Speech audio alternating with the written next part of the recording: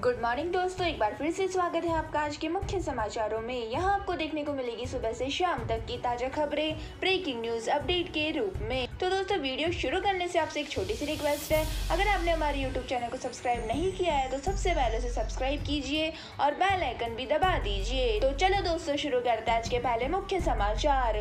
22 राज्यों में भारी बारिश, कुल्लू में बादल फटा, नाले में बाढ़ से कई लोग बहे, दिल्ली में अलर्ट, मुंबई में भी पानी भरा। तो दोस्तों, पूरे देश में मानसून आ गया है, ज्यादातर हिस्सों में बारिश जारी है, अगले 4 दिन भी भारी बारिश का अनुमान है। तो दोस्तों, इसके चलते पहाड़ों से लेकर तटीय इलाकों तक मुसीबतों का अंबार लग गया है। तो दोस्तों, कुल्लू में बादल फटने से नाला उफान पर आ गया, कई लोगों के बहने की आशंका है। तो दोस्तों, मुंबई दिल्ली बारिश से बदहाल हो गए हैं, इन बड़े शहरों की रफ्तार धीमी पड़ गई है। तो दोस्तों, दिल्ली, मुंबई, राजस्थान, मध्य प्रदेश, हिमाचल प्रदेश, उत्तराखंड, केरल में गरज चमक के साथ बारिश हो रही है और दोस्तों, दिल्ली में ऑरेंज अलर्ट जारी किया गया है। दोस्तों, कुल्लू जिले में रात से हो रही भारी बारिश के चलते कई जगह नुकसान होने की जानकारी है। मणिकर्ण घाटी के चोज नाला में भारी बारिश के चलते बाढ़ आ गई है। तो दोस्तों, जिससे पार्वती नदी के किनारे बने रेस्टोरेंट और कई घर के बह जाने की जानकारी है। इसी के साथ दोस्तों, हादसे में लोगों के भी बहने की आशंका जताई जा रही है। तो दोस्तों, वहीं शिमला जिले के रामपुर में भी भारी बरसात के बाद हुए लैंडस्लाइड की वजह से नेशनल हाईवे बंद हो गया है। तो दोस्तों, पूर्वी मुंबई में भी 58.6 मिमी, पश्चिमी हिस्से में 78.59 मिमी की बारिश रिकॉर्ड की गई है। तो दोस्तों, इसी के साथ ही प्रदेश में अगले 4 दिन तक इंदौर समेत प्रदेश भर में अति भारी बारिश होती रहेगी। और दोस्तों, एमपी के मध्य में लो प्रेशर एरिया बनने से भारी बारिश हो रही है। इसी के साथ ही नए सिस्टम के कारण मध्य प्रदेश मानसून का केंद्र बन गया है। और दोस्तों, भोपाल में 2 दिन बाद अति भारी बारिश का अलर्ट जारी किया गया है। वहीं मौसम विभाग के अनुसार ग्वालियर, चंबल और बेघल खंड के कुछ हिस्सों को छोड़ दिया जाए तो अधिकांश इलाकों में भारी बारिश का अनुमान है। इसी के साथ दोस्तों, चलते हैं आज के अगले मुख्य समाचार की ओर। नुपुर शर्मा पर भड़काऊ टिप्पणी करने पर अजमेर दरगाह का खादिम गिरफ्तार। तो दोस्तों, राजस्थान में अजमेर दरगाह के एक खादिम को गिरफ्तार कर लिया गया है। खादिम ने निलंबित भाजपा प्रवक्ता नुपुर शर्मा का सिर काटने वाले को कैमरे के सामने अपना घर कथित तौर पर देने का ऐलान किया था। तो दोस्तों, नुपुर शर्मा ने पैगंबर मोहम्मद को लेकर विवादित टिप्पणी की थी, जिसके बाद विवाद छिड़ गया था। तो दोस्तों, देश के साथ साथ विदेश में भी इस टिप्पणी को लेकर आक्रोश देखने को मिला था। तो दोस्तों, जानकारी के अनुसार आपको बताएं तो दरगाह पुलिस थाने के SHO दलवीर सिंह फौजदार ने कहा है कि आरोपी की आपराधिक पृष्ठभूमि है। अजमेर दरगाह के दीवान के जैनुल आबिदीन अली खान ने वीडियो की निंदा की और कहा कि प्रसिद्ध दरगाह सांप्रदायिक सद्भाव के स्थान के रूप में देखा जाता है। तो दोस्तों, वीडियो में खादिम द्वारा व्यक्त किए गए विचारों को दरगाह का संदेश नहीं माना जा सकता। इसमें कहा गया है कि यह टिप्पणी व्यक्तिगत बयान और बेहद निंदनीय है। तो दोस्तों, आपको बता दें कि कन्हैया लाल की हत्या के बाद उसे कैमरे में भी कैद किया गया। हत्या के आरोपी रियाज अख्तरी और गोश मोहम्मद को पुलिस ने गिरफ्तार कर लिया है और इन आरोपियों ने हत्या का जो वीडियो डाला था उसमें PM मोदी को भी धमकी दी थी। तो दोस्तों, राज्य पुलिस अब सांप्रदायिक तनाव पैदा करने वाली टिप्पणी करने वाले लोगों के खिलाफ कार्रवाई कर रही है।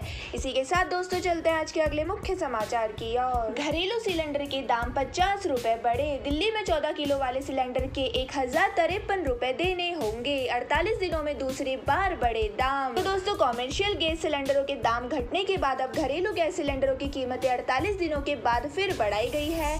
इंडियन ऑयल के ताजा अपडेट के मुताबिक नॉन सब्सिडी वाले 14.2 किलोग्राम के सिलेंडर अब आपको 50 रुपए ज्यादा देने होंगे। तो दोस्तों, राजधानी दिल्ली में अब 14 किलो के सिलेंडर की कीमत 1003 रुपए से बढ़कर 1053 रुपए हो गई है। तो दोस्तों, इसके पहले 19 मई को पेट्रोलियम कंपनियों ने घरेलू LPG गैस सिलेंडरों के दाम में 3 रुपए 50 पैसे की बढ़ोतरी की थी। वही कॉमर्शियल गैस सिलेंडरों की कीमत में 8 रुपए का इजाफा किया गया था। तो दोस्तों, दिल्ली में 1 जुलाई 2021 को घरेलू गैस सिलेंडर की कीमत 834.50 रुपए थी, जो अब 1053 रुपए पर पहुंच गई है। तो दोस्तों, यानी बीते 1 साल में घरेलू गैस सिलेंडरों की कीमत 218.50 रुपए बढ़ी है। इस पर मिलने वाली सब्सिडी भी खत्म कर दी गई है। तो दोस्तों, वही कॉमर्शियल गैस सिलेंडरों की कीमत में 1 जुलाई को कटौती की गई थी। इससे दिल्ली में 19 किलो वाले कॉमर्शियल सिलेंडर की कीमत 2219 रुपए से घटकर 2021 रुपए हो गई थी। इसी तरह कोलकाता में 2322 रुपए के मुकाबले अब यह सिलेंडर 2140 रुपए में मिलेगा। इसी के साथ दोस्तों, चलते हैं आज के अगले मुख्य समाचार की ओर। राजस्थान के मंत्री रामलाल जाट बोले, अग्निवीर सिस्टम हमें ट्रेड टेररिस्ट के युग में ले जाएगा। तो दोस्तों केंद्र सरकार की अग्निपथ योजना को लेकर राजस्थान सरकार के मंत्री रामलाल जाट ने विवादित बयान दिया है। उन्होंने कहा है कि अग्निवीर सिस्टम हमें ट्रैक टेररिस्ट के युग में ले जाएगा। तो दोस्तों केंद्र सरकार को युवाओं के भविष्य को लेकर सोचना चाहिए। तो दोस्तों आगे राजस्व मंत्री रामलाल जाट ने कहा कि जब 1 साल विधायक और सांसद रहने पर ही पेंशन मिल सकती है तो फिर अग्निवीर को पेंशन क्यों नहीं, जबकि अग्निपथ स्कीम में 3 से 4 साल नौकरी करने के बाद युवा बेरोजगार हो जाएगा। तो दोस्तों उन्होंने कहा कि आने वाले समय में देश के युवा इसे समझेंगे। विपक्ष में होने के चलते हम अग्निपथ योजना को हर प्लेटफॉर्म पर विरोध करेंगे। तो दोस्तों राहुल गांधी की ओर से उठाए जाने वाले मुद्दे का यह समर्थन करते हुए हम देश को जागृत करने का काम करेंगे। तो दोस्तों बता दें कि अग्निपथ योजना को लेकर बिहार, यूपी, हरियाणा समेत अन्य राज्यों में युवाओं ने बवाल किया था। कई ट्रेनों को आग के हवाले भी कर दिया था। तो दोस्तों इस मामले में राज्य सरकार की ओर से उपद्रवियों के खिलाफ मामला भी दर्ज किया गया है। इसी के साथ दोस्तों चलते हैं आज के अगले मुख्य समाचार की ओर। जम्मू कश्मीर में सुरक्षा बलों का दोहरी कामयाबी, बारामूला हाईवे पर आईईडी डिफ्यूज किया।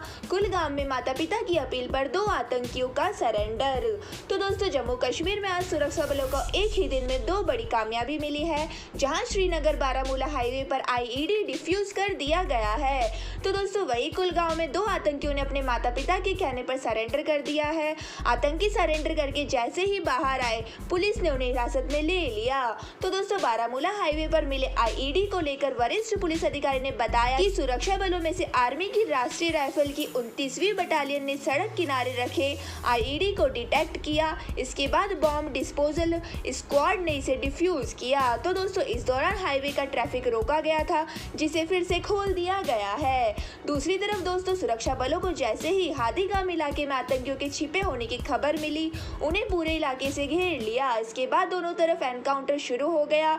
इसके बारे में जब डिटेल खंगाली गई तो पता चला कि यह दोनों इसी इलाके के रहने वाले हैं। तो दोस्तों इसके बाद इसने सरेंडर कहने को लगातार कहा गया, लेकिन इन्हें कोई जवाब नहीं दिया। फिर मौका पाकर इन दोनों के माता पिता को बुलाया गया। तो दोस्तों माता पिता की अपील पर इन्हें आत्मसमर्पण कर दिया और इन दोनों के पास से हथियार और गोला बारूद भी बरामद किए गए हैं। इसी के साथ दोस्तों चलते हैं आज के अगले मुख्य समाचार की ओर। नासिक में मुस्लिम धर्मगुरु को सिर में गोली मारी, मौके पर हुई मौत।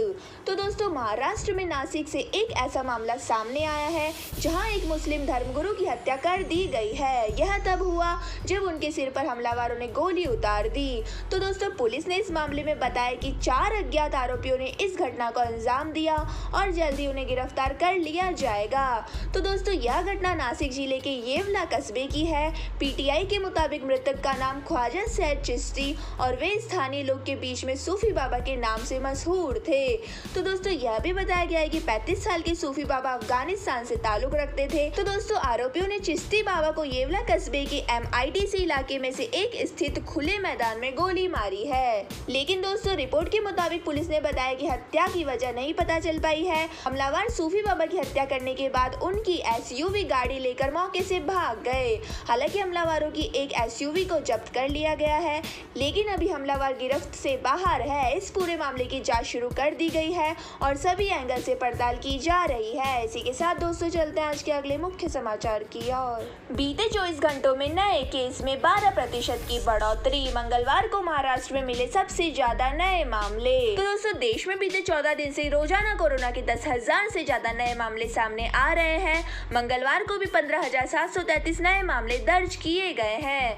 तो दोस्तों इसके साथ एक्टिव केस यानी इलाज करा रहे मरीजों की संख्या बढ़कर 1,14,475 हो गई है। तो दोस्तों देश में 5 राज्यों में कोरोना के सबसे ज्यादा मामले सामने आ रहे हैं। इनमें केरल, महाराष्ट्र, तमिलनाडु, कर्नाटक और पश्चिम बंगाल शामिल है। सबसे ज्यादा मामले केरल और महाराष्ट्र से आ रहे हैं। तो दोस्तों सोमवार को महाराष्ट्र में नए मामले 50% बढ़ोतरी देखी गई। वहीं केरल में पिछले दिन के मुकाबले नए मामलों में 20% की कमी आई है। तो दोस्तों महामारी के मामले में केरल अभी भी कोरोना का हॉटस्पॉट बना हुआ है। पिछले 4 दिन से भले ही नए केस में कमी आई हो, लेकिन राज्य में अभी भी पॉजिटिविटी रेट 16% से ऊपर बना हुआ है। मंगलवार को यहाँ 2603 नए केस आए थे। वहीं 3031 मरीज ठीक हुए थे, जबकि 6 मरीजों की मौत हो गई थी। इसी के साथ दोस्तों चलते हैं आज के अगले मुख्य समाचार की ओर। शुरुआती कारोबार में सेंसेक्स 53,400 के पार, निफ्टी भी मजबूत, बैंकिंग शेयरों में खरीदारी से अच्छा स्पोर्ट। तो दोस्तों एशियाई मार्केट में गिरावट के रुझानों के बीच आज बुधवार को घरेलू मार्केट में कारोबार की मजबूत शुरुआत हुई। सिंगापुरियन एक्सचेंज पर SGX निफ्टी 0.19% की तेजी के चलते सेंसेक्स और निफ्टी मजबूत दिख रहे हैं। तो दोस्तों सेंसेक्स 53,400 के पार और निफ्टी 15,850 के पार कारोबार कर रहा है। वहीं दोस्तों बैंकिंग शेयरों में खरीदारी से आज मार्केट को अच्छा सपोर्ट मिला है। कारोबार के दौरान आज Tata Motors, Biocon, Adani power, Tata steel, spice jet और मैरिको जैसे शेयर पर फोकस होगा। इसी के साथ दोस्तों डॉलर के मुकाबले रुपया आज मजबूती के साथ खुला। आज डॉलर के मुकाबले रुपया 9 पैसे की मजबूती के साथ 79.24 रुपए के स्तर पर खुला। वहीं इससे पहले मंगलवार को डॉलर के मुकाबले रुपया रिकॉर्ड के निचले स्तर पर पहुंच गया था। ये 41 पैसे कमजोर होकर 79.36 पर बंद हुआ था। इसी के साथ दोस्तों चलते हैं आज के अगले मुख्य समाचार की ओर। असम सरकार का बड़ा कदम, इन मुस्लिम समुदाय को दिया स्वदेशी का दर्जा।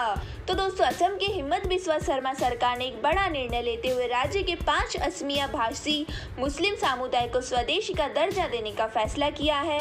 इस कदम के बाद इन समुदाय की पहचान बंगाली भाषा में मुसलमानों से अलग होगी। तो दोस्तों असम की कैबिनेट ने जिन 5 समुदाय को स्वदेशी का दर्जा देने का फैसला किया है उनमें वे गोरिया, मोरिया, देसी, जूला और सैयद शामिल है। तो दोस्तों दरअसल इन 5 मुस्लिम समुदाय के लोगों को स्वदेशी असमिया मुसलमानों के रूप में वर्गीकृत किया गया है। तो दोस्तों यह कदम ऐसे समय उठाया गया है जब हाल ही में मुख्यमंत्री हिमंत बिस्वा शर्मा ने घोषणा की थी कि राज्य सरकार मुस्लिम समुदाय सहित राज्य में स्वदेशी अल्पसंख्यकों के अलग वर्गीकरण के लिए कदम उठाएगी। तो दोस्तों असम कैबिनेट के इस निर्णय से राज्य के लगभग 40 लाख असमिया भाषी मुसलमानों को मान्यता मिल जाएगी। तो दोस्तों यह थे हमारे आज के मुख्य समाचार। हमारी वीडियो को ज्यादा से ज्यादा लाइक करें, शेयर करें और हमें कमेंट करके जरूर बताइए कि आपको हमारी वीडियो कैसी लगती है। धन्यवाद। जय हिंद।